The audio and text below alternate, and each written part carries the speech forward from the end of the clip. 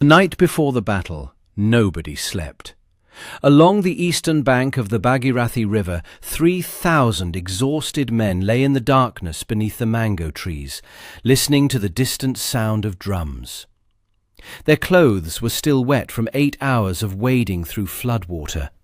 The ground beneath them was soft and waterlogged, and the humid June air sat heavy on everything, thick with the smell of rain and river mud and something harder to name. The particular stillness that settles over men who know that morning is coming, and that morning will not be kind. 1 mile to the north, the fires of 50,000 enemy soldiers flickered through the trees. Robert Clive stood on the roof of a hunting lodge by the riverbank and looked at those fires for a long time. He was 31 years old, outnumbered 17 to 1, with a river at his back that was still rising. He had no cavalry, he had 10 field guns. And somewhere out there, in that enormous camp, was a commander who had secretly promised to betray his own Nawab, a promise Clive was not entirely sure would hold when the sun came up. What happened the next morning would decide the fate of 300 million people. Stay with me. Imagine you're standing in a mango grove at 1 in the morning. It's June in Bengal, and the monsoon has already started 3 weeks early. The air is so thick with humidity you can almost drink it. The ground beneath your feet is soft and waterlogged, and the Bhagirathi River behind you has overflowed its banks. You've been marching for hours through floodwater that reached your waist. Your clothes are soaked through. Your boots, if you're lucky enough to have them, are full of mud. The men around you are too tired to speak. And then you hear it. Drums. Military music. Coming from the darkness about a mile to the north. That's the enemy camp. 50,000 men are waiting for dawn up there. 15,000 cavalry. 53 heavy cannon loaded and ready. And you are part of a force of 3,000. 3,000 total, counting the sailors. The date is the 23rd of June, 1757. The place is a village called Plassey on the east bank of the Bhagirathi, roughly 150 kilometres north of Calcutta. The British commander, a 31-year-old lieutenant colonel named Robert Clive, climbs to the roof of a hunting lodge on the riverbank and looks north into the darkness. He can see the fires of the enemy camp flickering through the trees. He can hear the drums.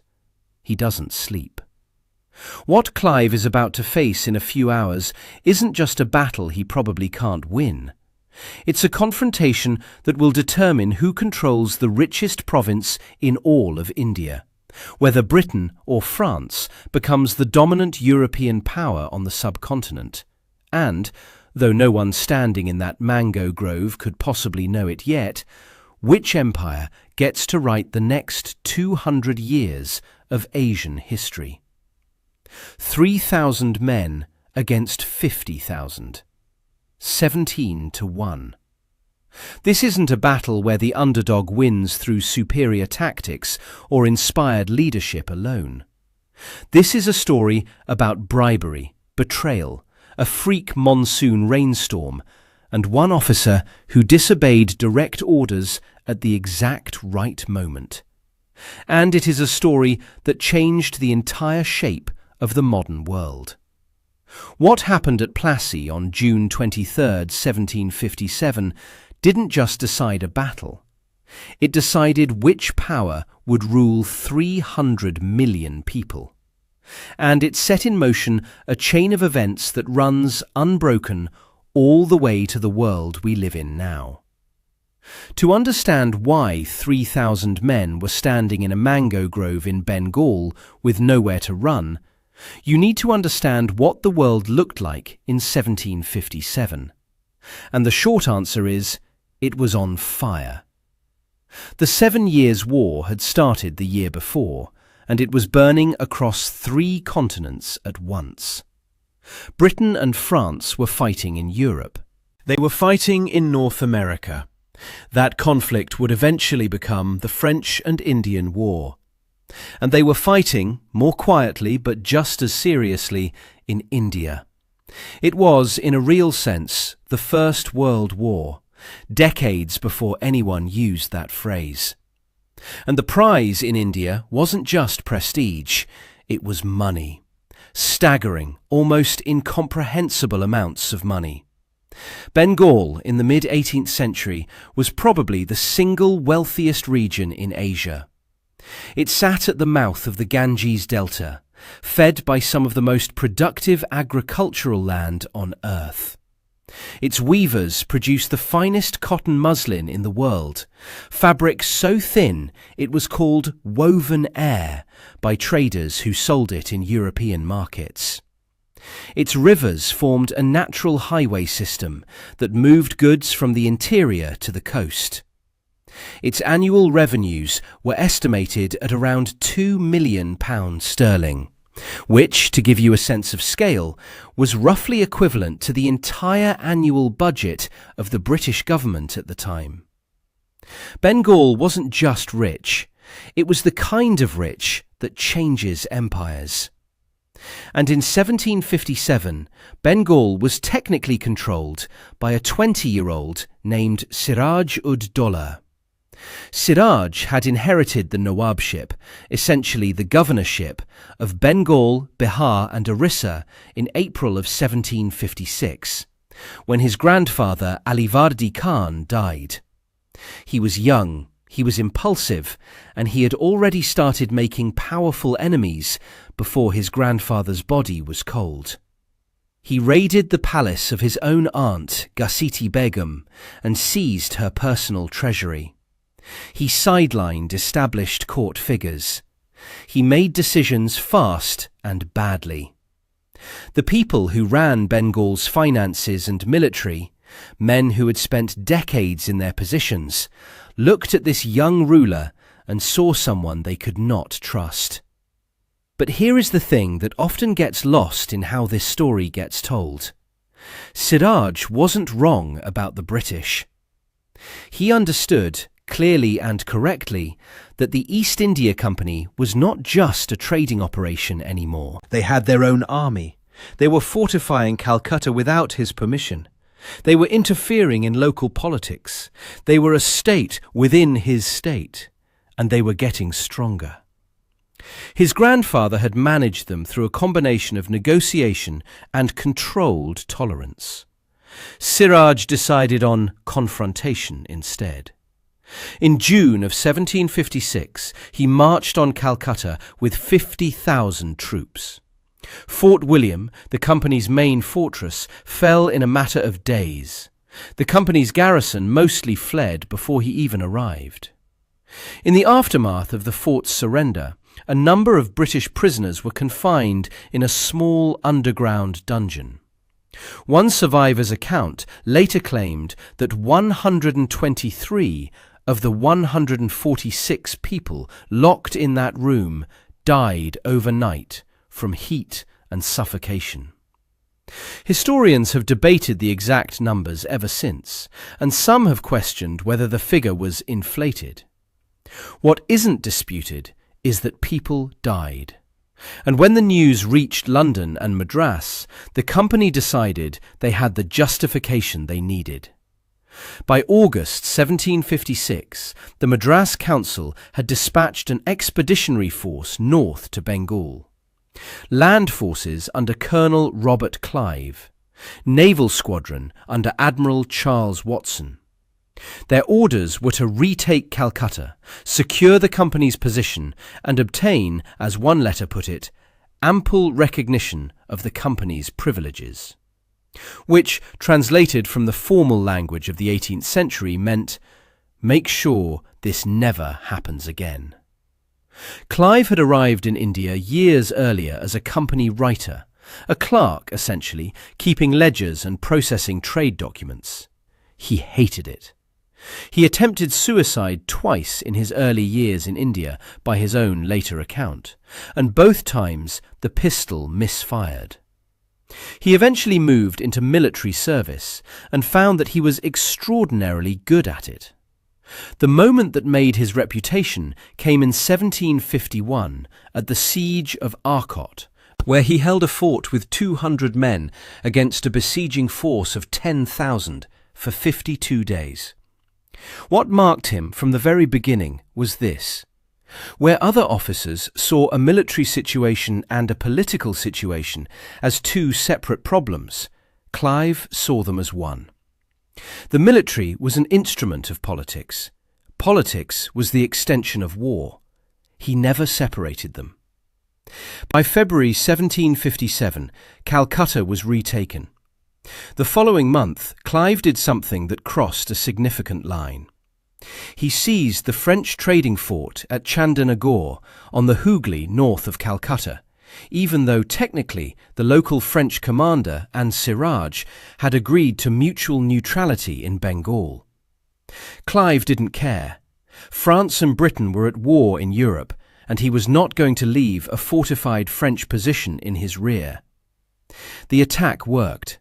The French were gone from Bengal. But it enraged Siraj, who had guaranteed French neutrality, and it convinced him that the British were impossible to negotiate with. Through the spring of 1757, both sides manoeuvred and postured.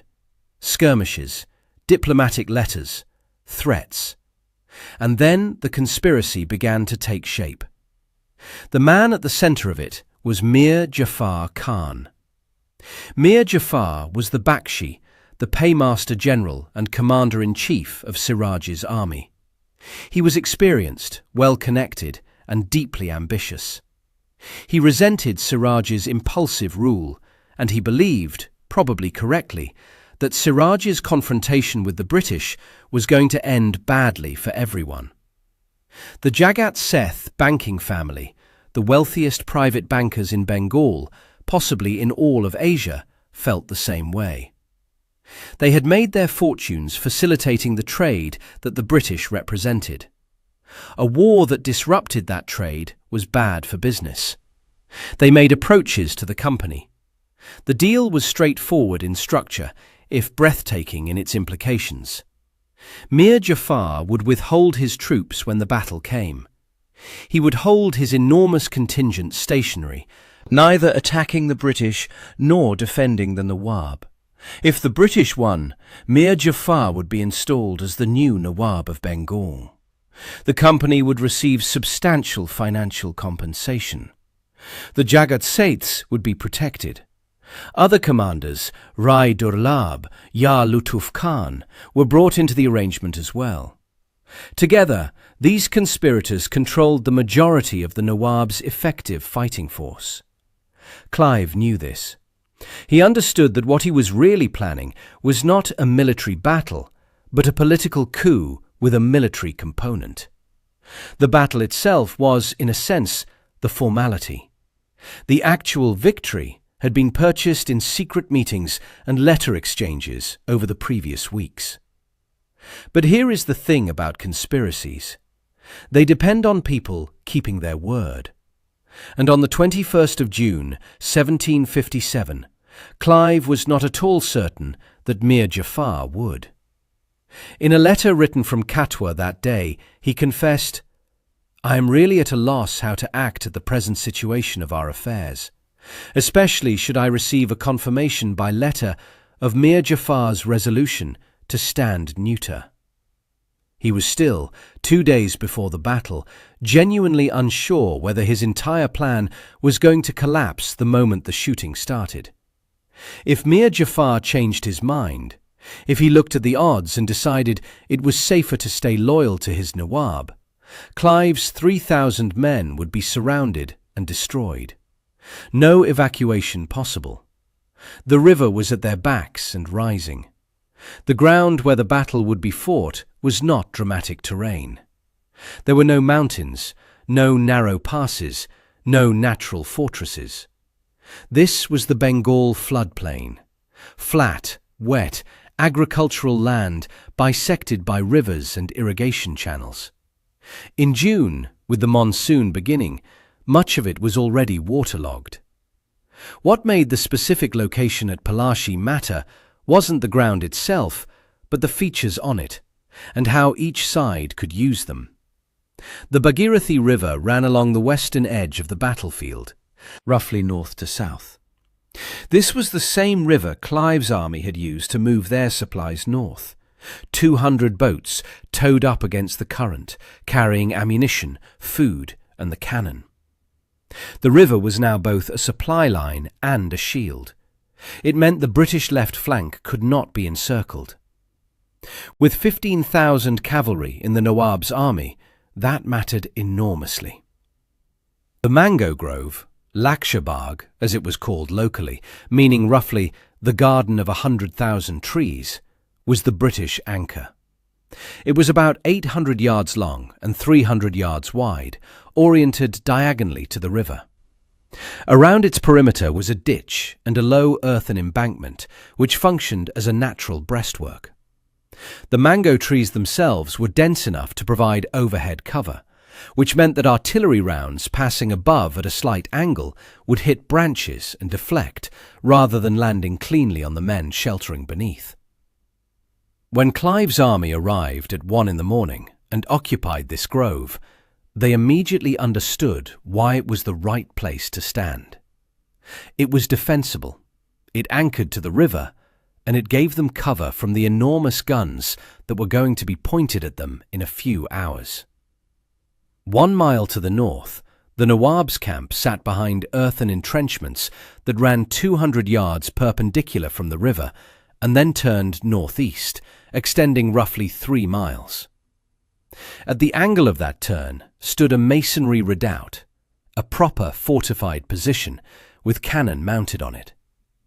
800 yards east of the redoubt was a low hillock covered in jungle scrub.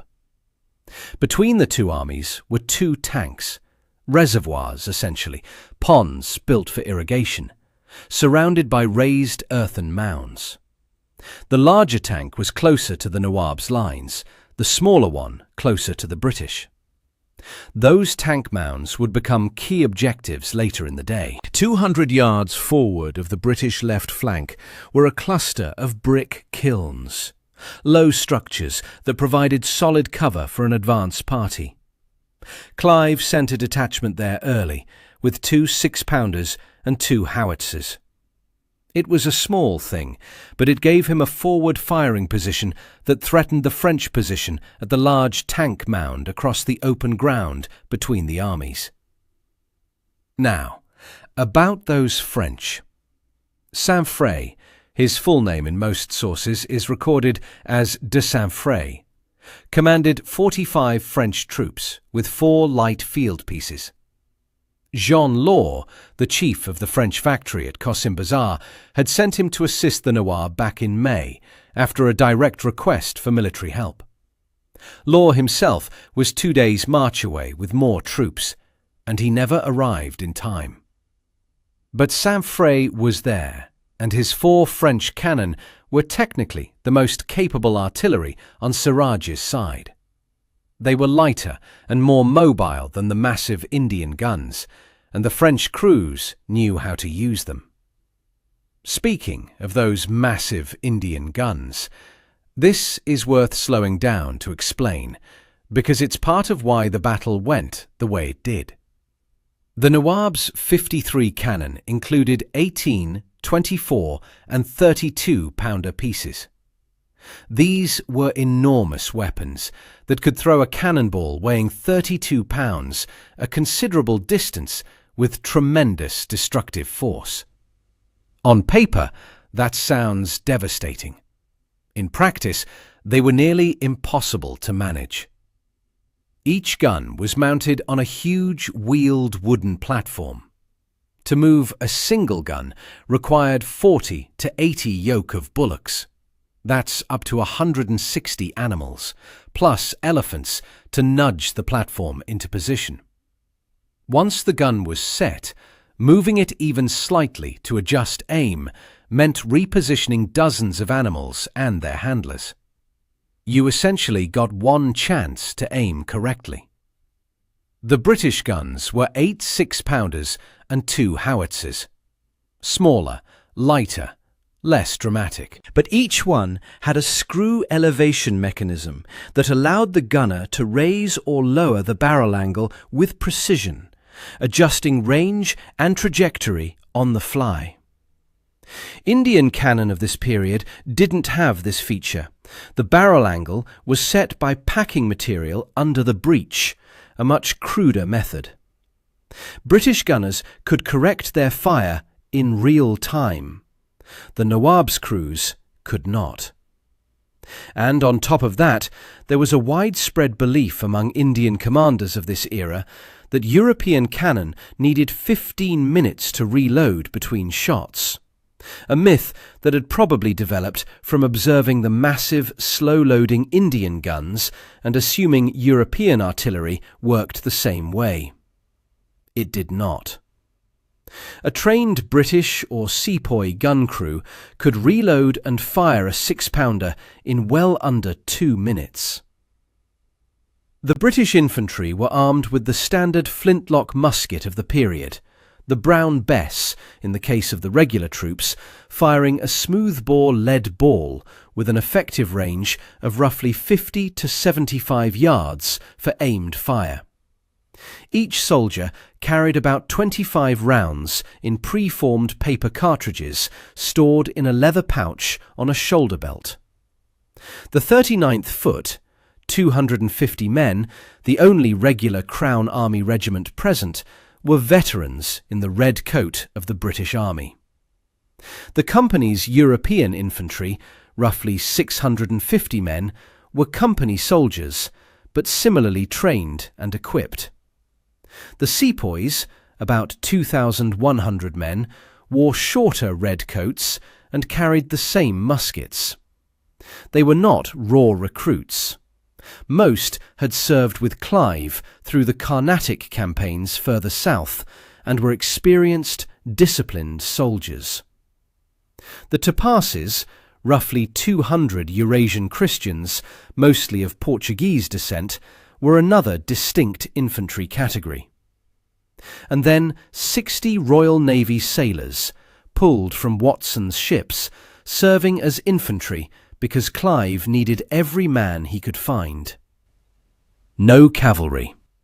None at all.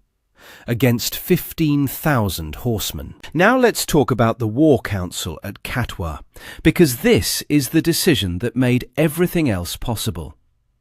On the 21st of June, 2 days before the battle, Clive assembled all 20 of his officers inside Katwa Fort. The fort had been abandoned by its garrison without a fight, and it was packed with grain and military stores that Clive's army badly needed.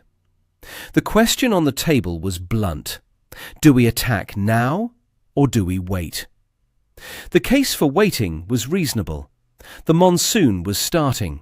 Within days, the Bhagirathi would be in full flood, too wide and deep to cross safely. If they crossed now and were defeated, there was no retreat. The river would be behind them and rising. On the other hand, if they waited, set up in Katwa, hoped the monsoon passed, maybe negotiated for Maratha support, they might have better odds. And Mir Jafar's secret commitment might hold. Or it might cool. Or he might decide that being caught conspiring against his Nawab was more dangerous than whatever the British were offering. Clive put the question to his officers in order of seniority. He voted first. He voted against immediate attack. 13 of the 20 officers agreed with him, including most of the senior men. 7 voted for attack, including Captain Eyre Coote, who would go on to command British forces in India decades later, and who had argued at Katwa that the troops were in good spirits and recent operations had gone well. The council broke up, and Clive walked away alone. He spent about an hour by himself. What he was thinking during that hour he never fully explained. His later letters suggest he was working through a specific calculation. The window to cross the river was closing fast. Jean Law and French reinforcements were 2 days away from reaching Plassey. Mir Jafar's commitment to the conspiracy was not a certainty, it was a bet. And the longer they waited, the more opportunity there was for the conspiracy to unravel. Waiting felt like the cautious choice, but Clive had apparently decided that caution in this particular situation was actually the greater risk. He came back. He reversed his vote. He gave the order to cross the river. The army moved out that same evening. It was already raining. By the time they reached the river crossing, the Bhagirathi was running high and fast and had overflowed its banks in stretches. The men waded in. The water rose to their knees, then their waists, in some places higher. 8 hours of night, marching through floodwater and rain, following the river north in darkness, the supply boats being towed upstream by the sailors. They reached Plassey at 1 in the morning. The grove was right there. They moved into it quickly, posted sentries around the perimeter, and settled into whatever rest they could manage on wet ground beneath soaked trees. And then the British artillerymen did something that, at the time, probably seemed like basic common sense. They pulled out their tarpaulins, heavy oilcloth covers, and laid them over every powder chest, every cartridge box, every ammunition store. They tied them down and made sure the covers were tight. 1 mile north in the Nawab's camp, the gun crews did not do this. No one recorded whether it was negligence or a lack of the right equipment, or simply the assumption that the rain wouldn't matter. But the powder in Siraj's camp sat in the open air that night, and the rain kept coming. Dawn broke on June 23rd, 1757, grey and humid, through a sky still heavy with monsoon cloud. The men in the mango grove had been awake most of the night, and the ones who'd managed to sleep woke up stiff and wet on soft ground. The river was at their backs. The trees were around them, and somewhere to the north, through the mist and the early light, something was moving. Clive climbed back up to the roof of the hunting lodge on the riverbank and looked north. What he saw stopped him. Siraj-ud-Dawla's army was coming out, not in a rush, not charging, moving out of the entrenchments methodically, spreading in a massive arc across the plain in front of the British position. Column after column of infantry, horsemen by the thousands, and behind them, or rather distributed along the forming line in 2s and 3s, the enormous gun platforms being shoved into position by teams of elephants. The bullocks straining against their yokes, the gun crews running alongside.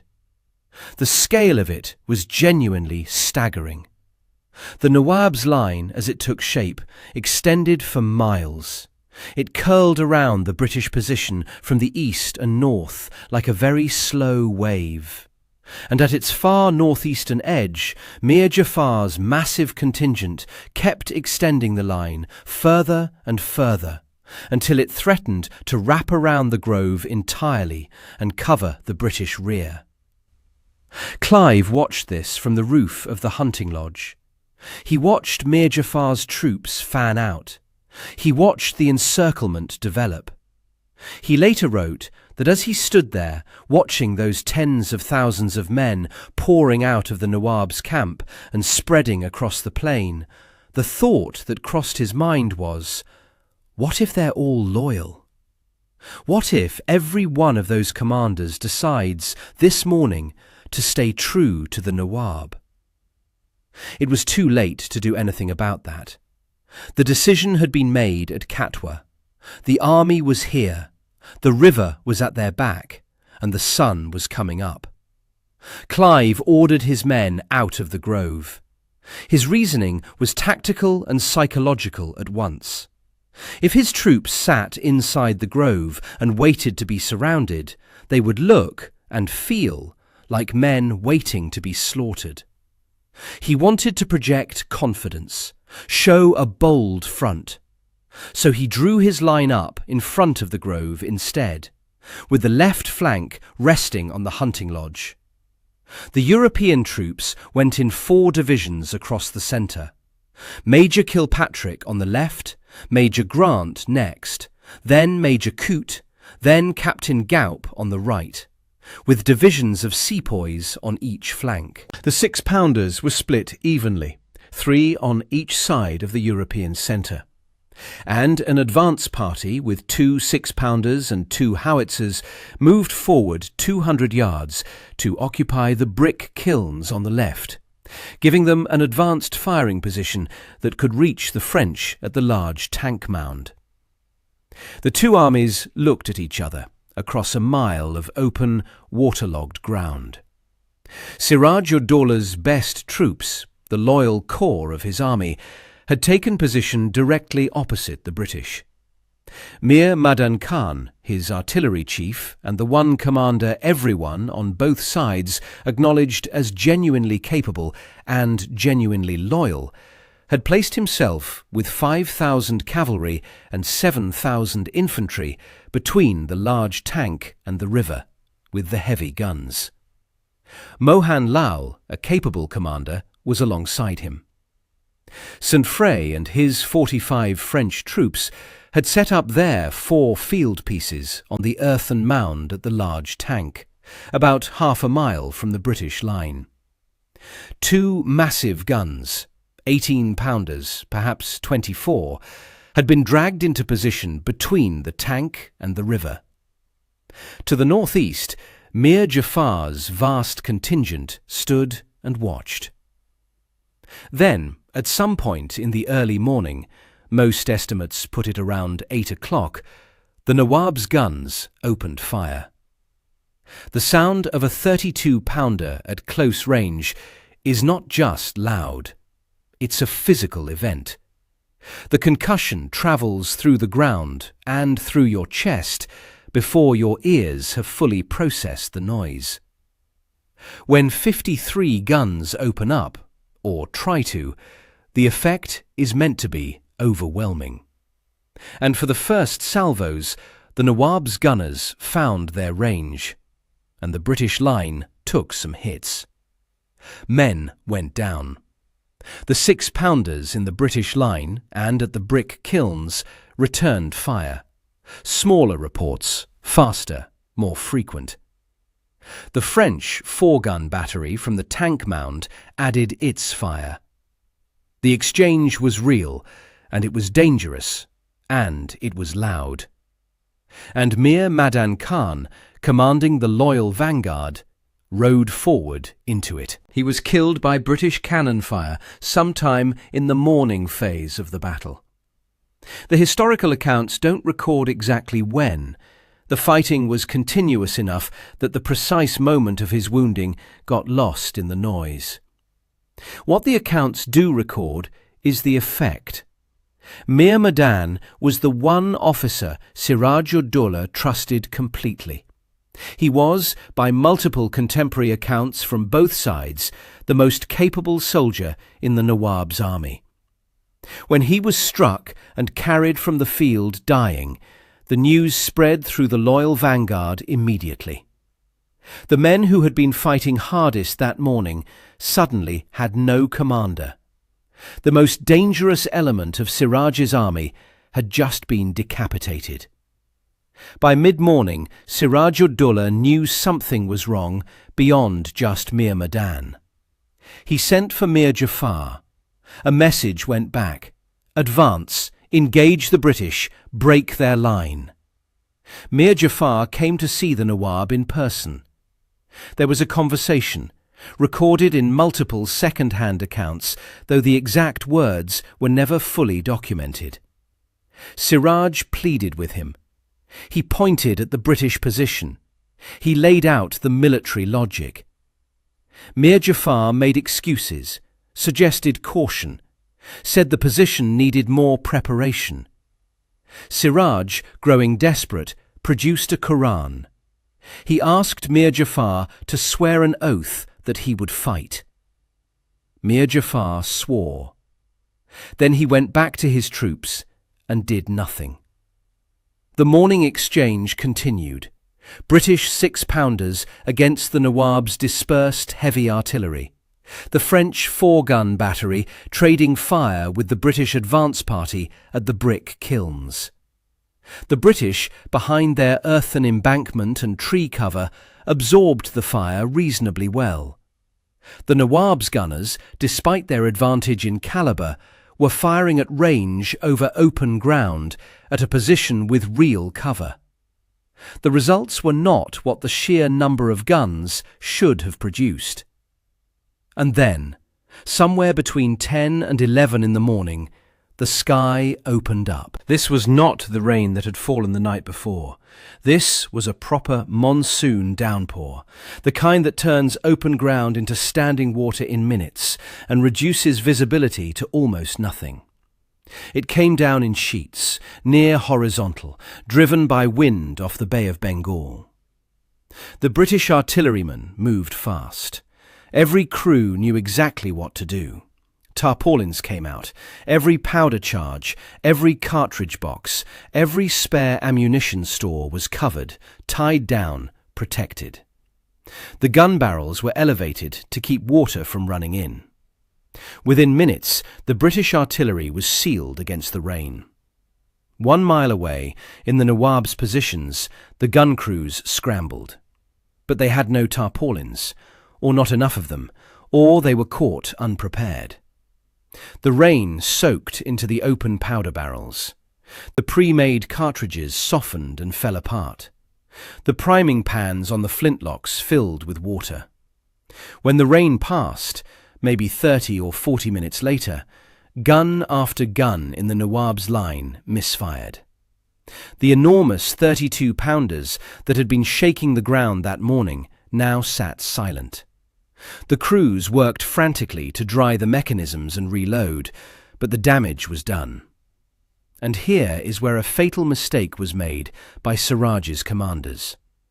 They looked at the sudden silence from the British guns, who had also stopped firing during the downpour, simply to conserve ammunition and wait out the rain, and they concluded that the British artillery was also ruined, that both sides were equally soaked, that Clive's cannon were as useless as their own. This was wrong, catastrophically wrong. The British powder was dry. The British guns were ready. The men behind the embankment had loaded and were waiting. Siraj's forces began to advance. There was a brief, strange pause in the battle after the rain, maybe an hour, maybe a bit more, where the Nawab's commanders appear to have been reassessing their situation, and the British were waiting to see what would happen next. Clive was inside the hunting lodge.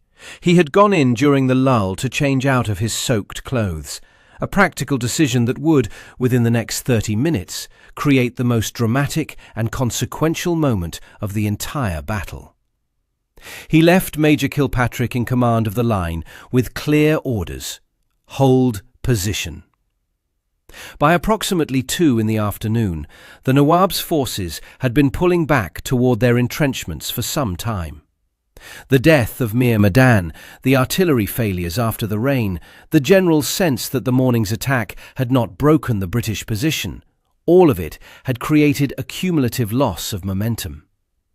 And as the Nawab's infantry began their withdrawal, something critical happened. Saint-Fré and his French contingent at the large tank mound were left behind. They had been fighting effectively all morning. Their 4 field pieces had kept the British advance party at the brick kilns occupied. But as the Indian infantry and cavalry pulled back toward the entrenchments, the French were not told to withdraw. Or the withdrawal happened too fast for them to coordinate. Whatever the reason, by early afternoon, Saint-Fré found himself sitting on that tank mound with 4 cannon and 45 men, with the nearest supporting infantry now hundreds of yards behind him and moving further away. Major James Kilpatrick stood on the left of the British line and looked at this. He looked at the French position, isolated on the mound. He looked at the withdrawing Nawab's forces. He looked at the opening that had just appeared in front of him, and he made a decision that he had no authority to make.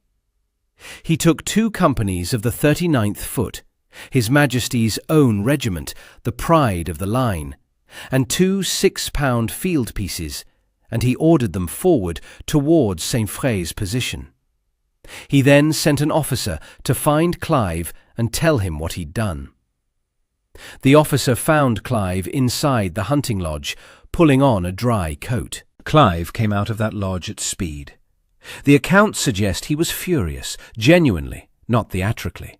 You did not advance without orders in a battle where the entire plan depended on staying in a defensive position until exactly the right moment. Kilpatrick had done exactly that. He had committed 2 companies of the best troops in the line and 2 of the 10 guns without authorization in the middle of an engagement and sent word after the fact. The correct response in 18th century military practice was to bring him up on charges. Clive reached the advancing detachment. He opened his mouth to stop them or to arrest Kilpatrick on the spot. And then he looked at the battlefield. The Nawab's army was withdrawing across the board. St. Frey's was isolated. The momentum had shifted, visibly and clearly, in the last few minutes. This was the moment. Not a planned moment, not the moment Clive had designed, but the moment nonetheless. He stopped. He confirmed Kilpatrick's advance. He turned and ordered the entire army forward from the grove. The line that had been sitting behind the earthen embankment since dawn came out of the mango trees and began crossing the open ground toward the Nawab's positions. Immediately, a new confusion erupted on the British left. Mir Jafar's enormous contingent, which had been stationary to the northeast for the entire battle, had started moving. They were marching toward the mango grove, toward the British rear.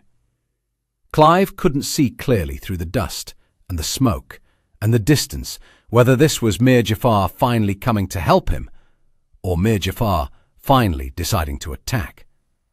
Given that he'd spent most of the morning wondering whether the conspiracy would hold, finding a large force marching toward his rear at the decisive moment of the battle was not a comfortable experience. He sent 3 platoons under Captain Grant and Lieutenant Rumbold, with a single field piece, to check the advance. Grant's detachment moved to cut Mir Jafar's column off. The cannon fired. Mir Jafar's column halted, and then it stayed halted, not attacking, not helping, just standing there on the edge of the action, exactly as Mir Jafar had planned all along. Present, inactive, useful only in what he chose not to do. Clive had no time to sort out Mir Jafar's intentions in detail. The main British line was advancing. 2 assault columns formed up from the advancing army. Clive sent them at the 2 remaining objectives simultaneously. The first column went for the jungle-covered hillock 300 yards east of the Nawab's redoubt. The second went for St. Frey's mound at the large tank. These were the last defensible positions between the British line and the Nawab's entrenchments, and if they fell, the entrenchments themselves would be outflanked and untenable. The hillock fell without a single shot fired. The defenders, whatever forces Siraj had left there, had already gone. The column climbed the hill and found it empty. St. Frey's saw what was happening. His 4 cannon were still functional. His 45 men were professional soldiers, and they had fought well all day. But he was surrounded on 3 sides. The main army was gone, and he had no infantry support. He looked at the situation, made the calculation that any competent officer would make, and ordered a withdrawal. He pulled his 4 field pieces back from the mound and retreated toward the entrenchments. The British column reached the mound and found it empty. The moment the French position was abandoned, the last organized resistance on the field collapsed. Siraj-ud-Dowlah, watching from his observation point at Mangapara, had seen Mir Madan die that morning. He had watched the artillery fail after the rain. He had watched his forces withdraw. He had watched the British come out of the grove and advance toward his entrenchments. And now he watched the last positions fall without a serious fight. He mounted his camel and he rode north. His departure was not a formal order to retreat. It was simply a disappearance. But armies notice when their commander is gone, and the effect was instant. The withdrawal became a rout. 35,000 infantry and 15,000 cavalry, who had spent most of the day standing or marching without fighting, now broke and streamed north in complete disorder, every man for himself, heading for Murshidabad and the roads beyond it. The entrenchments, 3 miles of earthworks with a masonry redoubt and cannon mounted on it, were abandoned without another shot. The camp behind them, tents, supply wagons, treasury carts, the enormous artillery pieces still sitting on their platforms, was left intact. By 5 in the afternoon, the British were inside the entrenchments. The army that had outnumbered them 17-1 was gone. The Battle of Plassey had lasted roughly 11 hours from first deployment to the final collapse. The actual intense fighting, the morning artillery exchange, the advance, the assault on the French and hillock positions, had occupied maybe 4 or 5 hours of that. The rest had been waiting, watching, and the slow, grinding pressure of the conspiracy doing its quiet work. Outside the grove, the battlefield was strangely calm. The massive gun platforms sat where they'd been left, the bullocks that had pulled them long since stampeded. The French field pieces were abandoned on the mound. The treasury wagons sat in the camp with their contents intact. 3,000 exhausted, soaked, smoke-stained men walked into a camp that had held 50,000 that morning, and they found it silent. The casualty numbers from Plassey are almost unsettling in how small they are, given what was at stake. On the British side, 7 European soldiers and 16 Indian troops killed. 13 Europeans and 36 Indian troops wounded. 22 dead total. 50 wounded. That's it. For a battle involving over 50,000 men on one side and 3,000 on the other, for a battle that would reshape the political structure of an entire subcontinent, the British suffered casualties that wouldn't register as notable in a minor frontier skirmish. On the Nawab's side, the numbers are harder to pin down precisely. Contemporary British accounts put the figure at around 500 killed and wounded. That's the total, not just in the final advance, but across the entire 11-hour engagement. Given that somewhere between 35 and 40,000 of Siraj's troops never meaningfully engaged, this figure makes grim sense. The heavy casualties were concentrated in 2 places. In the morning artillery exchange, where Mir Madan's vanguard took direct fire from the British 6-pounders, and in the final collapse and pursuit, where fleeing men are always most vulnerable.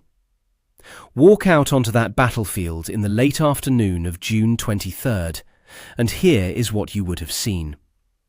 The mango grove still standing, the trees untouched above the earthen embankment. The ground in front of it torn up by cannon shot, craters in the wet earth, churned mud, places where the 32-pound balls had skipped across the waterlogged ground before burying themselves.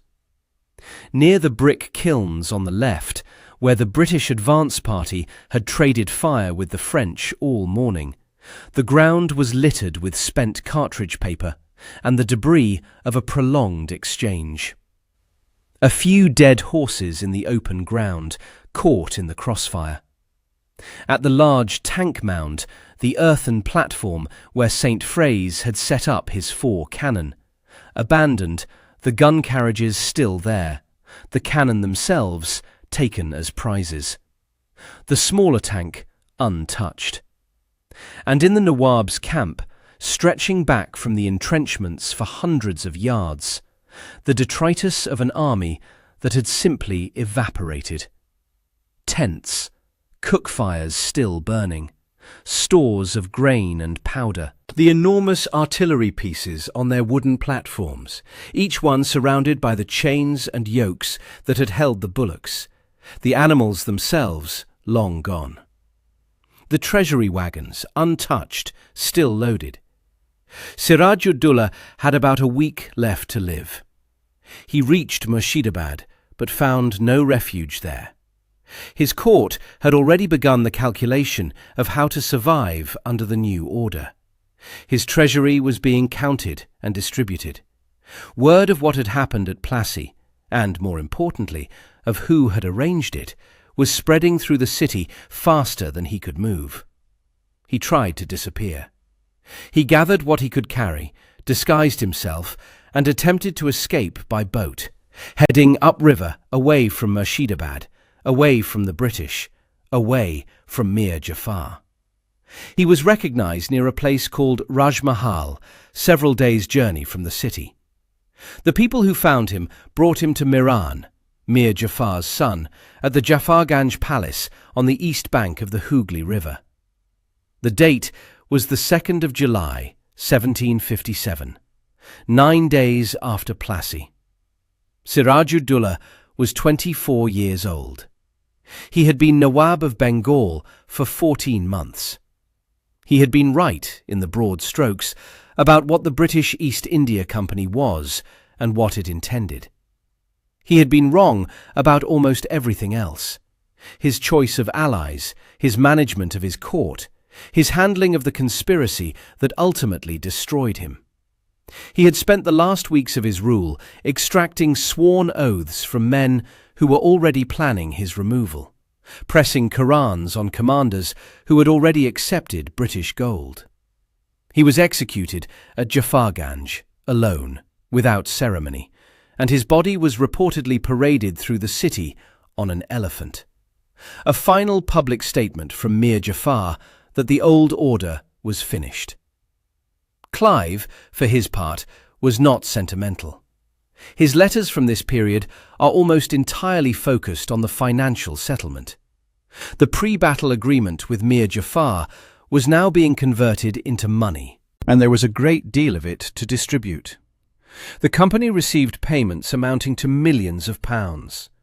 The army officers received their shares, and Robert Clive received, from the Nawab's own treasury and from the Jagir rights, land revenue grants, around Calcutta that Mir Jafar gave him personally, a fortune that historians today estimate at somewhere in the range of $50 million in current value. He wrote to the directors of the East India Company in London with a line that became famous. They now had, he told them, the power to be as great as they pleased in the kingdom of Bengal. He was not exaggerating. What Clive had won at Plassey was not just a battle, it was a mechanism. Within 8 years of the battle, in 1765, Clive returned to India as governor of Bengal. In a negotiation with the Mughal Emperor Shah Alam II, an emperor who now had very little choice in the matter, he obtained the Diwani of Bengal. The Diwani was the legal right to collect all land revenues and customs duties from Bengal, Bihar and Orissa. All of them. Roughly £2 million a year, flowing directly into East India Company accounts. The company was no longer a trading operation protected by a private army. It was the government. It collected the taxes. It paid itself. 7 years after Plassey, the Battle of Buxar in 1764 settled whatever remained unresolved. The Mughal Emperor and the Nawab of Awadh were defeated in a single engagement, and northern India was effectively open to British expansion.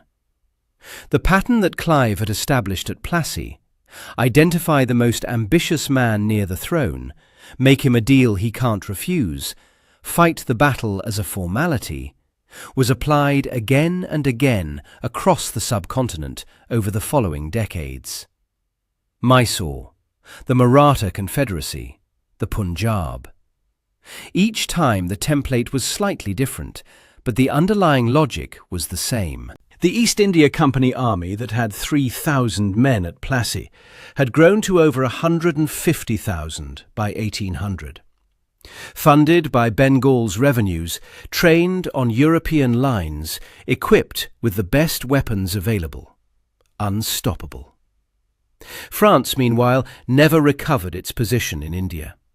The 7 Years' War ended in 1763 with the Treaty of Paris, and France gave up its fortified posts on the subcontinent, retaining only a handful of small, undefended trading settlements.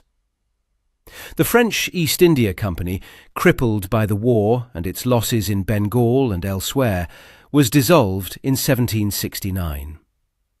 Jean Law and his relief column, which had been 2 days' march from Plassey, had arrived too late to matter and had retreated.